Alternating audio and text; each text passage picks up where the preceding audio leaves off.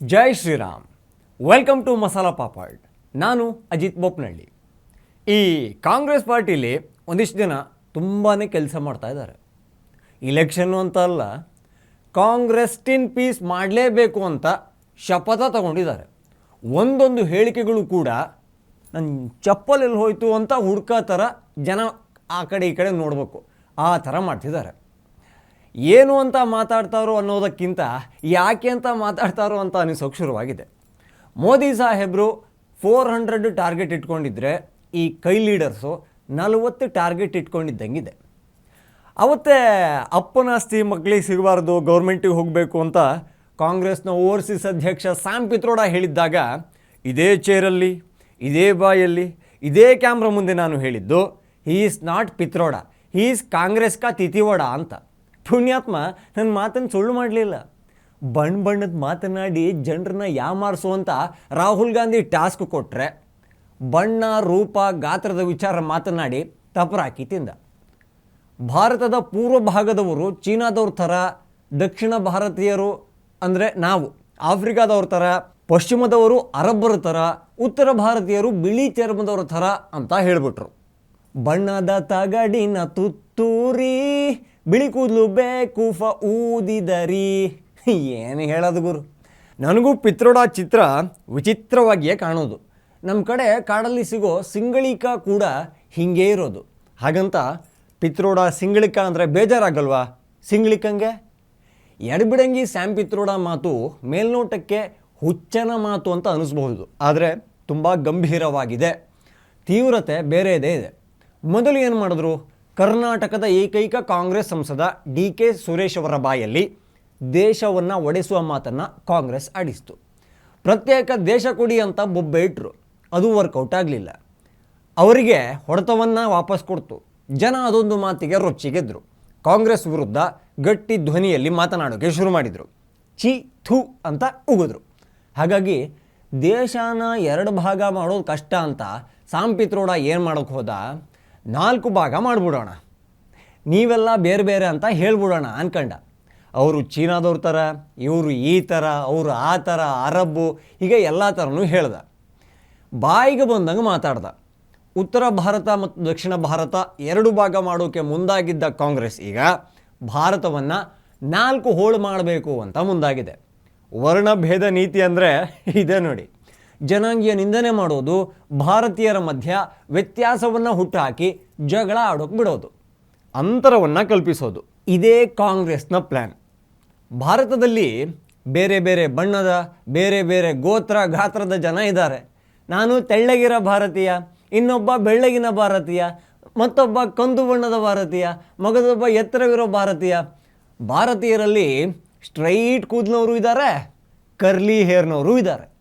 ವಿವಾದ ಜೋರಾಯಿತು ಅಂತ ಗೊತ್ತಾಗ್ತಿದ್ದ ಹಾಗೆ ತಿಕ್ಕಲು ಸ್ಯಾಮ್ ಹತ್ರ ಕಾಂಗ್ರೆಸ್ ಹೋಯಿತು. ಸಾರ್, ಫುಲ್ ಕಾಂಟ್ರವರ್ಸಿ ಆಗ್ತಿದೆ ಸಾರ್, ದಯವಿಟ್ಟು ನೀವೇ ರಾಜೀನಾಮೆ ಕೊಡಿ, ನಿಮ್ಮನ್ನು ಫೈರ್ ಮಾಡುವಷ್ಟು ಫೈರು ನಮ್ಮಲ್ಲಿಲ್ಲ ಅಂತ ಬೇಡಿಕೊಳ್ತು. ಆಯ್ತೇನೋ ನಿನ್ನ ಖುಷಿ ಅಂತ ಅವನು ರಿಸೈನ್ ಮಾಡ್ದ. ಆದರೆ ಇನ್ನೊಂದು ವಿವಾದಕ್ಕೆ ನಾಂದಿಯನ್ನು ಹಾಡಿದ್ದು ಅಧೀರ್ ರಂಜನ್ ಚೌಧರಿ ಅನ್ನೋ ಸ್ಯಾಮ್ ಪಿತ್ರೋಡಾ ಶಿಷ್ಯ. ಭಾರತದಲ್ಲಿ ನಿಗ್ರಗಳು ಇದ್ದಾರೆ ಅಂದ, ಕಪ್ಪು ಬಿಳುಪು ಎಲ್ಲ ಬಣ್ಣದವರು ಇದ್ದಾರೆ ಅಂತ ಹೇಳೋಕೆ ಶುರು ಮಾಡ್ದ. ಅದೇನು ಭಾರತೀಯರಿಗೆ ಗೊತ್ತಿಲ್ಲದೆ ಇರೋದಾ? ಜಾತಿ ಬೇರೆ, ಬಣ್ಣ ಬೇರೆ, ದೇಶ ಒಂದೇ ಭಾರತ, ಶರಣು ಶರಣು ಭಾರತ, ಶರಣು ನನ್ನ ಭಾರತ ಅಂತ ಪದ್ಯ ಹಾಡಿಕೊಂಡು ಬೆಳೆದವರು ನಾವು. ಪದೇ ಪದೇ ಹೇಳಿಕೆ ಕೊಟ್ಟು ಪಿತ್ರೋಡಾ ಭಯಂಕರ ಫೇಮಸ್ ಆದ್ನಲ್ಲ. ಅಯ್ಯಯ್ಯೋ, ನನ್ನನ್ನು ಎಲ್ಲರೂ ಮರ್ತೇ ಬಿಟ್ರಲ್ಲ ಅಂತ ಮಣಿಶಂಕರ್ ಅಯ್ಯರ್ಗೆ ಅನಿಸಿರ್ಬೇಕು. ಹಾಕಿದರೆ ದೊಡ್ಡ ಬಾಂಬೆ ಹಾಕಬೇಕು, ಏಕಾಏಕಿ ಮುನ್ನೆಲೆಗೆ ಬರಬೇಕು ಅಂತ ಭಾರತದಲ್ಲಿ ಕೂತ್ಕೊಂಡು ಪಾಕಿಸ್ತಾನದ ಅಣುಬಾಂಬ್ ಹಾಕ್ಬೋದು ಅನ್ನೋ ಮಾತನಾಡಿಬಿಟ್ಟ. 8 ಸೆಕೆಂಡ್ನಲ್ಲಿ ಲಾಹೋರಿಂದ ಅವರ ಬಾಂಬ್ ನಮ್ಮ ಅಮೃತಸರಕ್ಕೆ ಬರುತ್ತೆ ಅಂತ ಹೇಳ್ದ. ये कि वो भी एक सॉवरेन मुल्क है और कि उनकी भी इज्जत है, और उस इज्जत को कायम रखते हुए आप उनसे जितनी कड़ी बात करना चाहते हो करो, लेकिन बात तो करो। बंदूक को लेकर आप घूम रहे हो और उससे क्या हाल मिला? कुछ नहीं, तनाव बढ़ते जाता है। और कोई भी पागल वहां आ जाए तो क्या होगा देश का? उनके एटम बॉम्ब है। ये भी है। हाँ, हमारे पास है, लेकिन किसी पागल ने हमारे बम को लाहौर स्टेशन में फूटा तो 8 सेकंड के 8 पल के अंदर उसकी जो रेडियो एक्टिविटी है वो अमृतसर पहुंचेगी। ಮಣಿಶಂಕರ್ ಮೇಲೆ ಒಂದು ತನಿಖೆ ಆಗಲೇಬೇಕು. DNA ಟೆಸ್ಟ್ ಅಂತೂ ಪಕ್ಕಾ ಆಗಬೇಕು. ಆ ಮನುಷ್ಯ ಹುಟ್ಟಿದ್ದೆಲ್ಲಿ ಅನ್ನೋದು ಇಡೀ ಜಗತ್ತಿಗೆ ಗೊತ್ತಾಗಬೇಕು. ಇದು ಹೇಗಿದೆ ಅಂದರೆ ಭಾರತದಲ್ಲೇ ಇದ್ಕೊಂಡು ನಮ್ಮ ಶತ್ರು ದೇಶಕ್ಕೆ ಪ್ಲ್ಯಾನನ್ನು ಕೊಡೋದು, ಬಾಂಬ್ ಹಾಕೋ ಆಯ್ಕೆ ನಿಮ್ಮಲ್ಲಿ ಇದೆ ಅಂತ ಹೇಳೋದು. ಇದಕ್ಕೆ ಹಿಂದೊಮ್ಮೆ ಮೋದಿಯವರು ಸರಿಯಾಗಿ ಉತ್ತರ ಕೊಟ್ಟಿದ್ರು. ಪಾಕಿಸ್ತಾನದ ಬಳಿ ನ್ಯೂಕ್ಲಿಯರ್ ಇದೆ ಅಂದರೆ ನಮ್ಮ ಹತ್ರ ಇರೋದೇನು, ಅದೇನು ದೀಪಾವಳಿ ಹಬ್ಬಕ್ಕೆ ಇಟ್ಕೊಂಡಿದ್ದ ಅಂತ ಕೇಳಿದರು.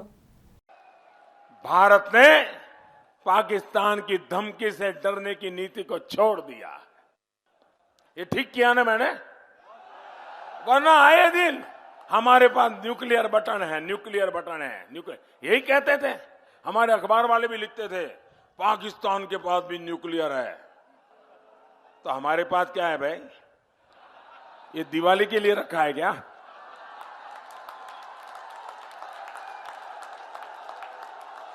ಮಣಿಶಂಕರ್ ಅಯ್ಯರ್ ಆಡಿದ ಮಾತುಗಳು ನಿಜಕ್ಕೂ ತುಂಬಾ ಡೇಂಜರಸ್. ಯಾಕೆಂದರೆ ಪಾಪರಾಗಿರೋ ಪಾಕಿಸ್ತಾನಕ್ಕೆ ನಿಮ್ಮಲ್ಲಿಯೂ ನ್ಯೂಕ್ಲಿಯರ್ ಶಕ್ತಿ ಇದೆ ಅನ್ನೋದನ್ನು ನೆನಪಿಸಿಕೊಟ್ಟಿದ್ದು ಒಂದು, ಕರಾಚಿಯಿಂದ ಅಮೃತಸರಕ್ಕೆ ಬಾಂಬ್ ಹಾಕಬಹುದು ಅನ್ನೋ ರೂಟ್ ಮ್ಯಾಪ್ ಹೇಳಿಕೊಟ್ಟಿದ್ದು ಇನ್ನೊಂದು, ಜಸ್ಟ್ 8 ಸೆಕೆಂಡ್ಗಳಲ್ಲಿ ಆ ಬಾಂಬ್ ಭಾರತಕ್ಕೆ ಎಂಟ್ರಿ ಕೊಡುತ್ತೆ ಅನ್ನೋದನ್ನು ತಿಳಿಸಿದ್ದು ಮತ್ತೊಂದು. ಭಾರತದ ಮೇಲೆ ಅಣುಬಾಂಬ್ ದಾಳಿ ಆದರೆ ಮಣಿಶಂಕರ್ ಅಯ್ಯರ್ಗೆ ಏನಾದರೂ ಕಮಿಷನ್ ಕೊಡುತ್ತಾ ಪಾಕಿಸ್ತಾನ? ಭಾರತೀಯರ ಹೆಣದ ಮೇಲೆ ದುಡ್ಡು ಸಂಪಾದಿಸೋ ದಾರಿಯನ್ನು ಅಯ್ಯರ್ ಏನಾದ್ರು ಹುಡುಕಿಕೊಂಡ? ಇಂಥ ನೀಚ ಮನಸ್ಥಿತಿ ಕಾಂಗ್ರೆಸ್ನ ನರನಾಡಿಯಲ್ಲಿ ತುಂಬಿದೆ ಬಿಡಿ. ಇನ್ನೊಂದು ಮಾತನ್ನು ಹೇಳಿದರು, ಗನ್ನು ಬಂದೂಕು ಬಿಡಬೇಕಂತೆ, ಮಾತುಕತೆ ಮೂಲಕ ಶಾಂತಿ ಮಂತ್ರವನ್ನು ಹೇಳಬೇಕಂತೆ. ಪಾಕಿಸ್ತಾನವನ್ನು ಗೌರವಿಸದೇ ಹೋದರೆ ಅಣುಬಾಂಬ್ ಹಾಕ್ತಾರಂತೆ. ಭಾರತದ ಶಕ್ತಿಯನ್ನು ಜುಜುಬಿ ಪಾಕಿಸ್ತಾನ ಜೊತೆ ಹೋಲಿಕೆ ಮಾಡೋ ಸ್ಥಿತಿಗೆ ಕಾಂಗ್ರೆಸ್ ಬರಬಾರ್ದಾಗಿತ್ತು. ಇದೊಂದು ರಾಜಕಾರಣ, ಕೆಟ್ಟ ರಾಜಕಾರಣ. ಉಗ್ರರಿಗೆ ಊಟ ಮಾಡಿಸಿ, ಊಟ ಆದಮೇಲೆ ಮಗಾಯಿ ಪಾನ್ ಹಾಕಿಸಿ, ಉಯ್ಯಾಲೆ ಮೇಲೆ ಕೂರಿಸಿ, ಚಾಮರ ಸೇವೆ ಮಾಡಿ, ದೇಕೋ ಭಾಯ್ ನಮ್ಮದು ನಿಮ್ಮದು ಫೈಟಿಂಗ್ ಬೇಡ, ನಿಮ್ಮ ತಂಟೆಗೆ ನಾವು, ನಮ್ಮ ತಂಟೆಗೆ ನೀವು ಬರಬೇಡಿ, ನೀವು ಮಹಾನ್ ಶಕ್ತಿಶಾಲಿ ದೇಶ ಪಾಕಿಸ್ತಾನದವರು, ನಾವು ಸಾದಾ ಸೀದಾ ಭಾರತೀಯರು, ಇದೊಂದು ಒಪ್ಪಂದಕ್ಕೆ ನೀವು ಹ್ಞೂ ಅನ್ನಲೇಬೇಕು ಅಂತ ಕೇಳೋಕ್ಕಾಗತ್ತಾ? ಕಾಶ್ಮೀರ ತಾನೇ ನಿಮಗೆ ಬೇಕಾಗಿರೋದು, ಹೆಂಗೂ ನಮಗೆ ಬೇಜಾನ್ ರಾಜ್ಯಗಳಿವೆ, ಅದೊಂದು ಹೋದರೆ ಏನಾಗುತ್ತೆ ಅಂತ ಬೆಳ್ಳಿ ತಟ್ಟೆಯಲ್ಲಿ ಕಾಶ್ಮೀರನ ಕೊಟ್ಟು ಕಳಿಸ್ಬೇಕಾ? ಏನಂತ ಮಾತಾಡ್ತಾರೋ ಈ ಕಾಂಗ್ರೆಸ್ ಜನ. ಅಷ್ಟೊಂದು ಭಯನಾ ಪಾಕಿಸ್ತಾನ ಅಂದರೆ? ಯುದ್ಧ ಮಾಡೋಕ್ಕೆ ಟ್ಯಾಂಕರ್ಗಳಿಗೆ ಫ್ಯೂಯಲ್ ಇಲ್ಲ ಅಲ್ಲಿ. ಇಡೀ ದೇಶ ಅಮ್ಮ ತಾಯಿ ಧರ್ಮ ಮಾಡಿ ಅಂತ ಕಿತ್ತೋಗಿರೋ ಅಲ್ಯೂಮಿನಿಯಂ ಪ್ಲೇಟ್ ಇಟ್ಕೊಂಡು ತಿರುಗ್ತಾ ಇದೆ. ನಮಸ್ಕಾರ ಸಾವುಕಾರ ಮಂದಿ ಅಂತ IMF ಮನೆ ಬಾಗಿಲ ಹತ್ರ ಪಾಕಿಸ್ತಾನ ಹೋಗಿ ನಿಂತಿದೆ. ಆ ಪಾಖಂಡಿ ಪಾಕಿಸ್ತಾನಕ್ಕೆ ಈಗಿನ ಭಾರತ ಬೆಚ್ಚಿ ಬೀಳ್ಬೇಕಾ? ಅದೇನೋ ಅಂದ್ರಲ್ಲ, ತಲೆ ಕೆಟ್ಟವನ್ಯಾರು ಭಾರತದ ಮೇಲೆ ಬಾಂಬ್ ಹಾಕೋಕೆ ಯತ್ನ ಮಾಡಿದ್ರೆ ಏನು ಕತೆ ಅಂತ. ತಲೆ ಕೆಟ್ಟವನು ಬಾಂಬ್ ಬಳಿ ಹೋಗೋ ತನಕ ಅಪರಿಚಿತ ವ್ಯಕ್ತಿ ಆ ತಲೆಯನ್ನು ಇಡ್ತಾನ ಅನ್ನೋದೇ ನನಗೆ ಅನುಮಾನ. 8 ಸೆಕೆಂಡಲ್ಲಿ ಬರೋ ಬಾಂಬಿನ ವಿಕಿರಣದ ಬಗ್ಗೆ 10 ಸೆಕೆಂಡ್ ಆತ ಆಲೋಚನೆ ಮಾಡಿದ್ರೂ ಕೂಡ ಇಡೀ ಪಾಕಿಸ್ತಾನವನ್ನು ನಮ್ಮಪ್ಪನಾಣೆ ಯಾರೂ ಕಾಪಾಡಲ್ಲ. America not reachable, China switch off. ಯಾಕೆಂದರೆ ಸ್ವತಃ ಮೋದಿಯೇ ಹೇಳಿದ್ದಾರೆ ಆತಂಕವಾದಿಗಳ ಮನೆಗೆ ನುಗ್ಗಿ ಹೊಡಿತೀವಿ ಅಂತ. आज भारत में मोदी की मजबूत सरकार है, इसलिए आतंकवादियों को घर में घुसकर मारा जाता है.